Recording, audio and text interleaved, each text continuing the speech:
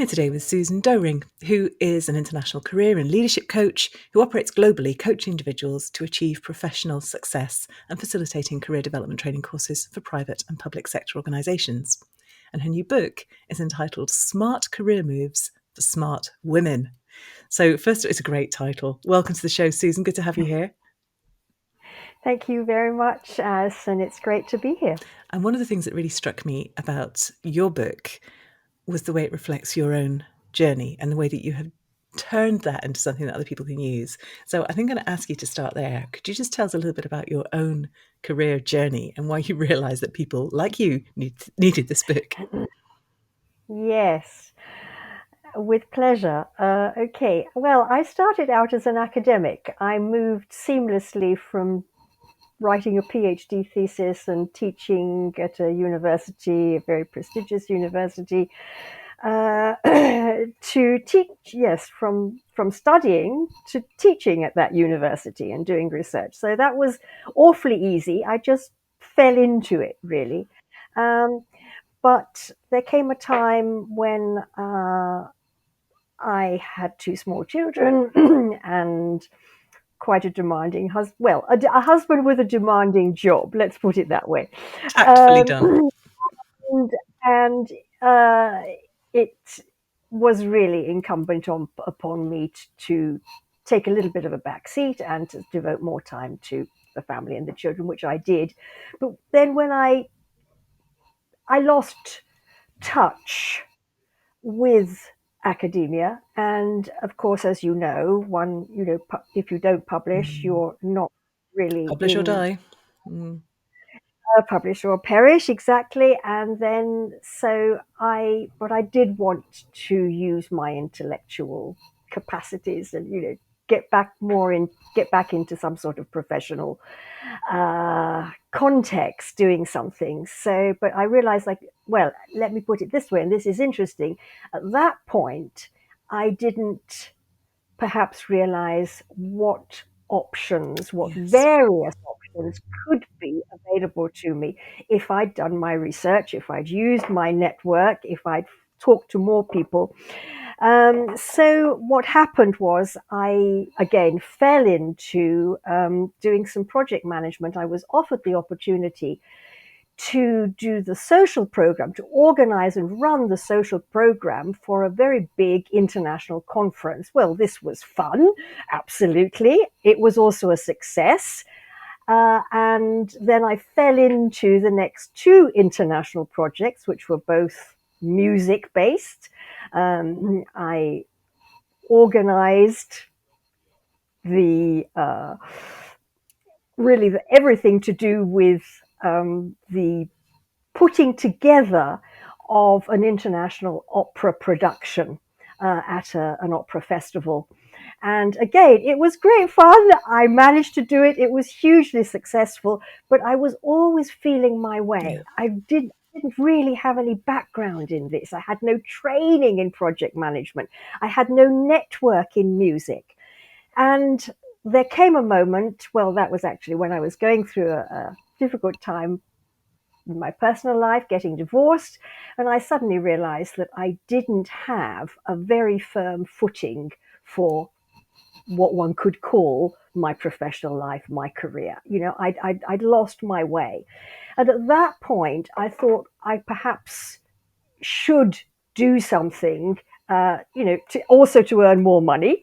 And again, I was passed on. Somebody said, well, what you're really good at probably is research and educating, teaching. And would you like to design a brand new course for senior managers on diversity and inclusion? So I thought, well, gosh, this sounds like fun. And my research skills stood me in good stead. It was in an international context, in an international environment where I'm very happy. I speak 3 languages. And so I did that. And then I was passed on again to another international organization who wanted to train people to work with their staff on various training courses. So I did that. And then people used to come up to me and say, "Do you do this sort of on a one-to-one basis? Would you give me private coaching? And I'd need some support." And I thought to myself, well, I don't, but perhaps I could. Mm. So I got myself a coaching qualification. And this really all goes to show it was all a bit happenstance. It was all a Emergent. little bit, yes, emergent. You can call it like that. You can call it that. Absolutely. It's a good way of putting it. Um, but there was no clear direction. And what really fascinates me as well, all through that narrative, there's so many themes and common experiences that many women Mm, listening will pick up on. So mm, the disruption to your career of children, great though they mm, are, the absolutely. expectations of your partner. And I remember, you say in the book that there was sort of an expectation there that perhaps your place was really with the children at home, which Mm, mhm. still it's still there. The sense of you don't talk about imposter syndrome exactly, but and I don't want to put words in your mouth, but that sense that I'm doing this job for which I have no professional qualifications, and that the sort of the anxiety that Yes, underpins that the whole time, and that sense of yes. almost falling into things, of reacting Mm, to things rather than mm, planning them. mm, I think most women certainly listening. Oh, and the lack of network as well. That was something very interesting mm, that you said. yes. That Mm. and it's related to all those other things as well, isn't it? That you don't tend to build your professional network as a woman in the same way that a lot of men do. So I just wanted to sort of highlight that and say, I see you. I also recognise many of those things. Now tell us how you fixed that, or what you sort of how you work with people now. Yes. Well, what I realized was once I'd got my coaching qualification, then I had two pillars on which where I did feel that they were on firm ground. Yeah, Uh, because on the one hand, the training, facilitating groups, working with groups on various managerial leadership performance issues sort of within an organizational context that I had learned how to do because first of all I'd been trained, secondly I had the research and educating background, so I was on firm ground, and then as a coach I was on firm ground because I'd done the training, I got the qualification, and I built up um, my own confidence in yeah. that sector. So I was very firm. I still didn't have a huge network, but I was building it up, right?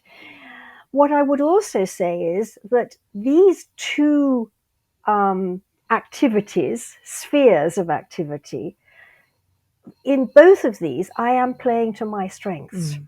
Whereas as a project manager, I was swimming around, but I suddenly realized what I'm doing now, I can do because I'm a I think I'm a good communicator. I'm a good educator. I love working in an international context. I'm very comfortable with diverse cultural backgrounds, people from diverse backgrounds. This is what I do. I love it. And I'm also very, I think one call it a strength is I'm very empathetic. I can put myself in other people's shoes. So that helps a lot. Of course, one has to have the analytical sort of,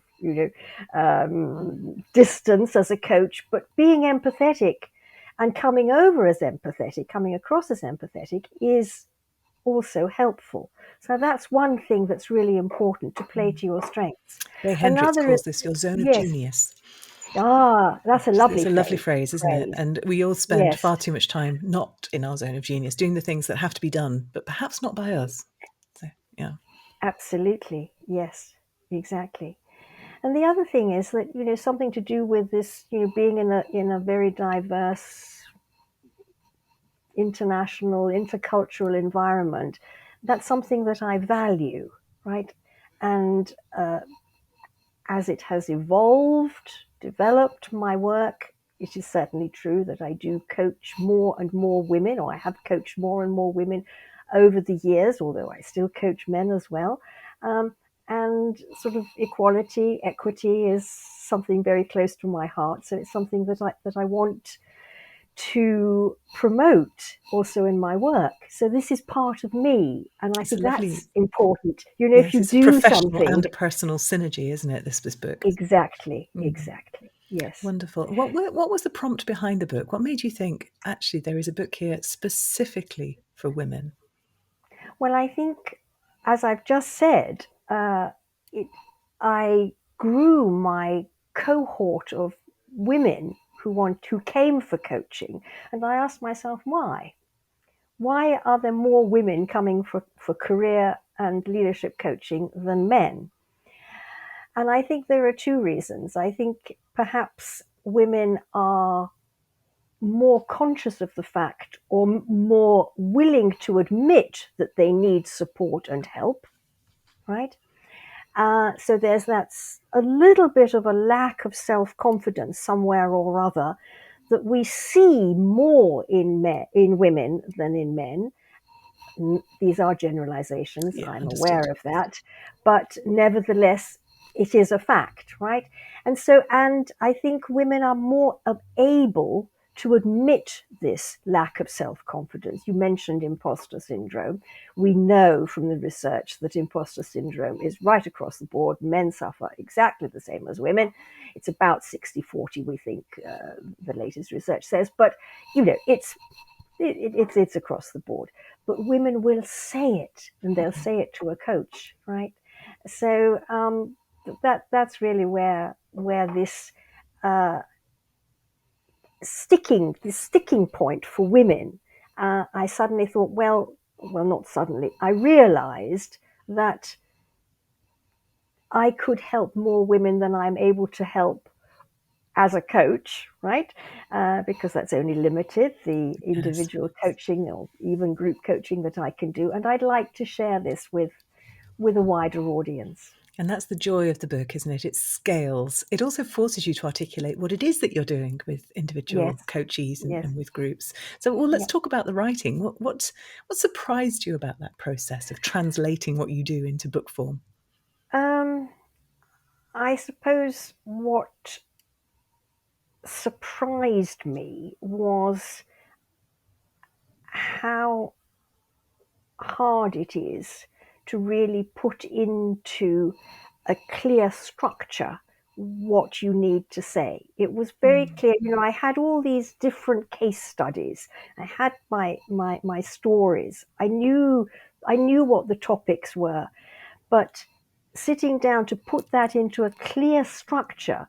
And of course, I remember my academic time, years, you know, writing articles, writing a PhD thesis. You know, the structure is so important. It's got to be crystal clear. And I found that not having done anything like that for quite a while, I found that quite hard. but it's not a thesis, is it? That's the other point. No, Is that no, it's got to yes, be able to actually, yeah, it's got to land with people. It's got to keep them engaged. It's got to be accessible. It's got yes, to be practical. So because when you have written extensively as an academic, you have a particular way of structuring things, and you have your yes, thesis, and you have your counter arguments, and you have your synthesis. And yes. how did you make that journey from writing a Well, dissertation to writing a Well, book?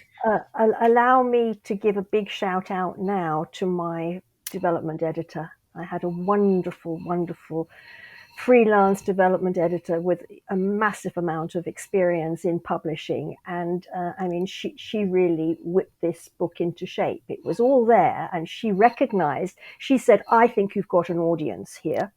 I think there is an audience. I think people will want to read this. But then we worked together very hard at putting it into shape. So Do that feel would free to give her be, a shout out. We love development yes. editors on this show. Her name is Louise Goulsbra, and her company is called Content Box. Well done, Louise. Good job. But you're right. That's you almost need somebody to take you by the hand Yes. Yeah. because you're so close to your material, aren't you? And you Yes. know every nuance and shade Yeah. of it, and it's very hard to simplify when you have the curse of knowledge. Yes. I think you've just used the right word. It has to be to simplify. You have to simplify enough, right? Mm. Um, but obviously not dumb down. It's that lovely I'm Einstein phrase, isn't it? As simple as possible, but no simpler. exactly, Yes, yes, Yeah. indeed. And when you think about the process that you and Louise went through, what did you Mm, learn from that? So if you had to do this again, mm. don't quake, what would you do differently this time around, knowing what you know now? Um, I think I would attempt to do a structure earlier, Yeah. uh, recognizing, and this would be, my biggest, I suppose, my biggest piece of advice almost. Although, I mean, I'm not really in a position to give advice, but from my experience with this one book, um, really recognize who your audience is, who are your readers going to be, what do they need, and then one can almost parcel up, structure the pieces, the topics, the themes according to their needs, not according Yes. to what I know, but what they need to know. That's the massive difference, isn't it? Massive shift is Yes. that, and I think that's where editors really come into their own because they Mm. act on behalf of the reader.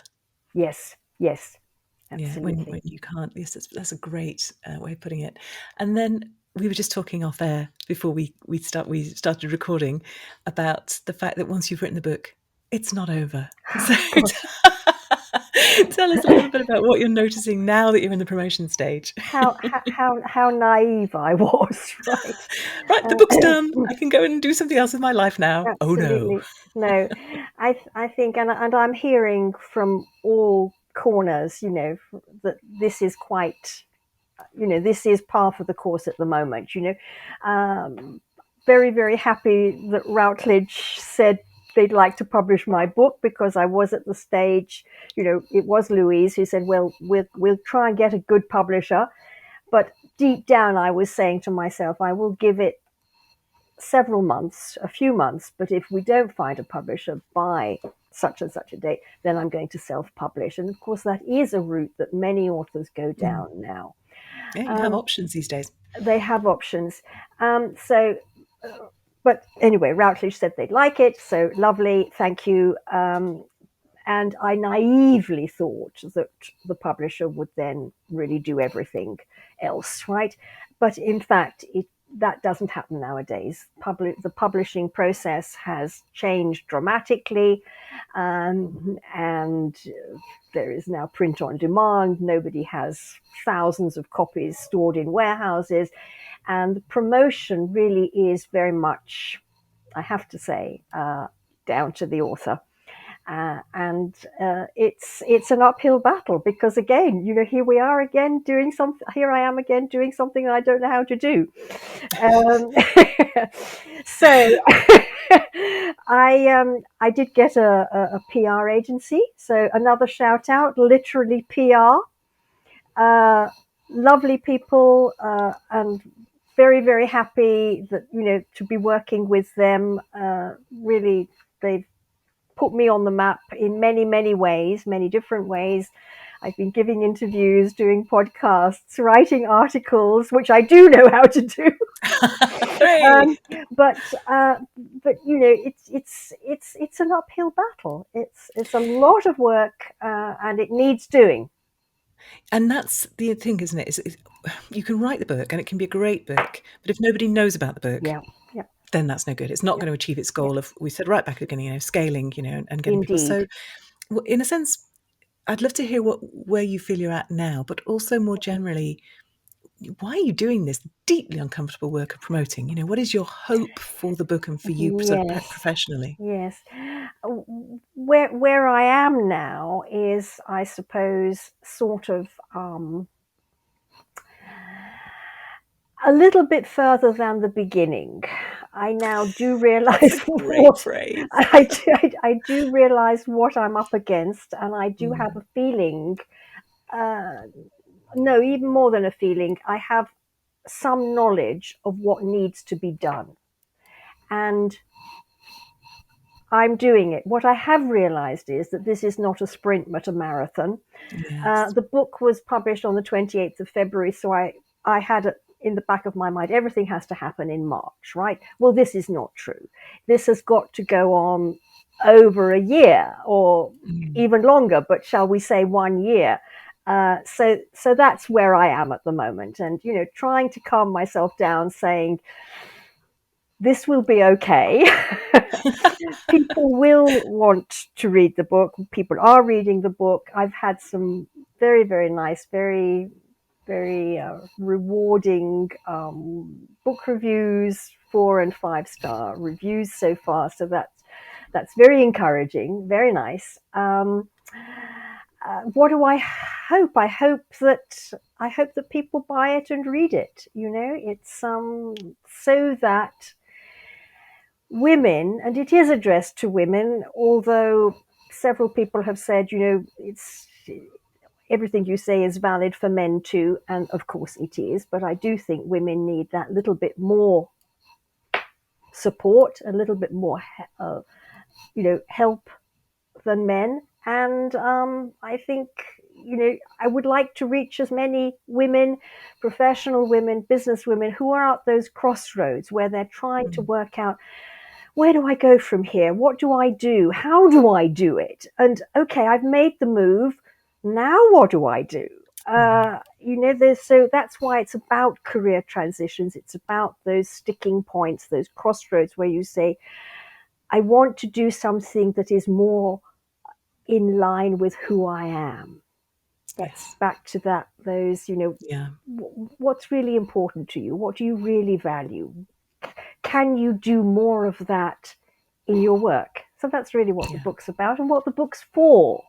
Yeah, it's wonderful. And what's lovely as well is, looping right back to the beginning when we were talking about you doing these things that weren't really in your skill set necessarily, but you had all those transferable skills and you got on and did it. And of course, it's a bit meta, this, because in working on the book, that's what you're doing. You're acquiring a whole new set of skills.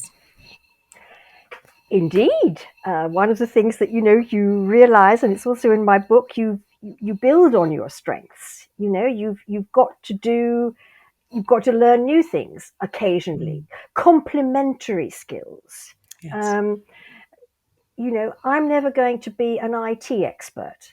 There's something that it's a long way away from who I am, what I'm interested in, and what I can do. So why would I try and be why would I do that? But everything that is complementary in some way to what I do, to what I want to do, then that I can learn, because I can learn it with joy. Oh, that's a beautiful, beautiful phrase. Thank you. And you've already given us your fantastic tip about getting the structure in place and thinking about what the reader wants. So I'm not going to repeat that question for you, but what I Okay. will do, which I do for all my guests, Yes. is ask you to offer us a recommendation. It doesn't have to be a business book; it often is. But what book do you think everybody should read if they Well, haven't? may I talk about a book by two women called The Disruption Game Plan. You And absolutely can. you mentioned, you used the word disrupt quite at the beginning of our conversation. And you said, disruption in your career. I think disruption, of course, was always had only negative connotations, right? But everybody's career, everybody's professional life has been disrupted since COVID, through COVID, right? So Mm. we're learning new ways of being, learning new ways of doing things. And certainly one of the things that, is very clear in my book is that women are thinking about new ways of being and being professional women. So disrupting one's career, means thinking, here I am at this crossroads. What do I do now?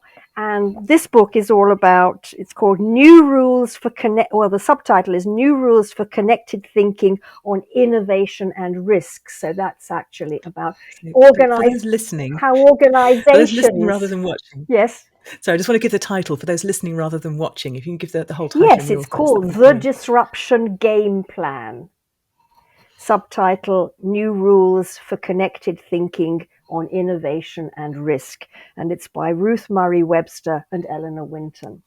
So, I mean, and without being an organizational change expert, which I'm absolutely not, I do work with a lot of leaders, managers, team leaders, and I'm recommending it to all my clients Fantastic. at how to approach this, these shifting sands, this new situation that we find ourselves in, and embrace it and work towards positive solutions for it. And that's what they show in this book. Brilliant. What a great recommendation. And what I love about that book as well is that they combine the two sides of disruption, the risk and the innovation. We tend to focus on one or the other. They say they are just two sides of the same coin. And yeah, brilliantly done. Thank you. Great recommendation. And if people want to find out more about you, Susan, more about what you do, where should they go? Well, my website is a good place to start. Doering Is that just hyphen, susandoering.com? no, it's doering-training.com. I'll put that link up on the show notes. And I'm also on LinkedIn. Would love to see people on LinkedIn. Would love to connect with more people.